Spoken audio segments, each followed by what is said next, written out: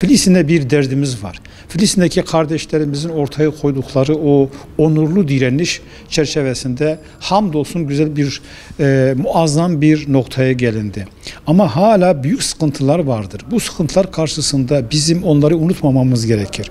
Biz sofralarımızı donatırken o kardeşlerimize mermi olarak giden bazı mallar var.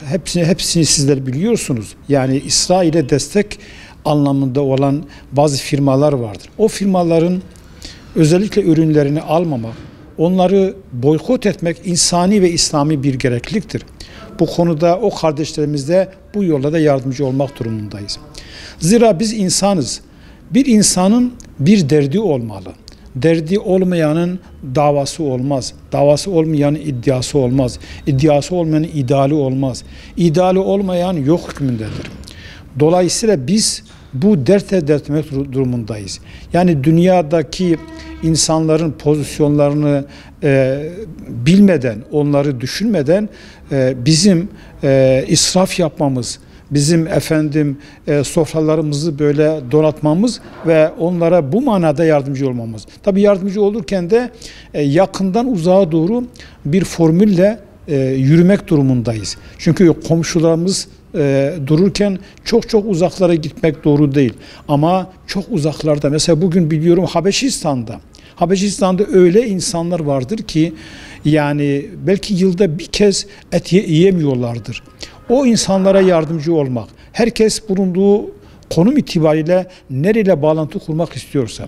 Zira bütün insanlığın kurtuluşu olmayan bir kurtuluş hiçbirimizin kurtuluşu olamaz.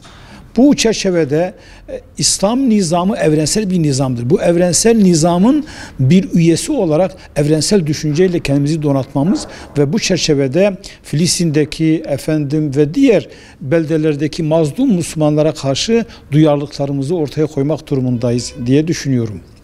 Şimdi boykotla beraber belki bazı zevklerimizden vazgeçebiliriz, taviz vermek durumunda kalıyoruz değil mi? Boykotla beraber.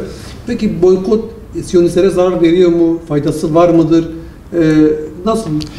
Boykot aslında muazzam bir silahtır. Siyonistler ve Siyonistleri destekleyen firmalar çok zarar görüyorlar. Bazı firmalar kapandı. O bakımdan yani şu azdır, ben burada şunu alsam ne olur ki dememek lazım. Ya bu mümin olmanın, insan olmanın aslında bir gereğidir. Zira benim kardeşlerime mermi olarak giden o firmaların o gelirleri ne benim katkı yapmam insani ve İslami bir tavır olamaz. O şuurla bizim hareket etmemiz lazım. Sadece biz değil, etrafımızdaki insanları da şuurlandırmamız lazım. Mesela geçenlerde bir markete gittim, bir ürün alacaktım. Baktım, dedim bu ürün boykota değil mi? Evet dedi. Dedim boykota olanı ben almıyorum ve sizin de getirmemeniz gerekir. En azından yani kırmadan dökmeden. Bu manada bizim boykot noktasında çok ciddi ve sürekli olması lazım. Yani bugün yapıyorum ama bir hafta sonra bırakıyorum. Olmaz. Çünkü Peygamber Efendimiz'in bir hadisi var. Diyor ki ibadetin en hayırlısı az da olsa sürekli olanıdır. Bunu sürekli kılmak. Boykot konusunda çok ciddi olmamız lazım. Biz şu anda Filistinli kardeşlerimize nasıl yardımcı olacağız? Mümkünse onlara nakdi yardımlar göndermemiz gerekir. Bunu yapamıyorsak hiç olmazsa bir markete gittiğimizde boykot listesinde olan o ürünleri almamamız İslami ve insani bir gerekliliktir. Bu çerçevede o şuurla kendi hayatımızı inşa etmemiz ve çocuklarımızın da bereketli bir ömrü yaşamalarına vesile olur. Onların duası bizimledir. O Filistinli kardeşlerimizin duası sıradan bir dua değildir. Ya bugün dünya kamuoyu onlara hayran kalmıştır. Düşünebiliyor musunuz? Yani 600 güne yakın gün onların elinde olan bir Siyonist asker çıkarken öpüyor. Kasam Tugaylarının elini öpüyor ve diyor ki eğer bir daha böyle bir savaş olursa ben sizin yanınızda yer alırım. Ya bu ne demektir? Çünkü İslam olduğu için insan vardır ve insan olduğu için İslam oldu.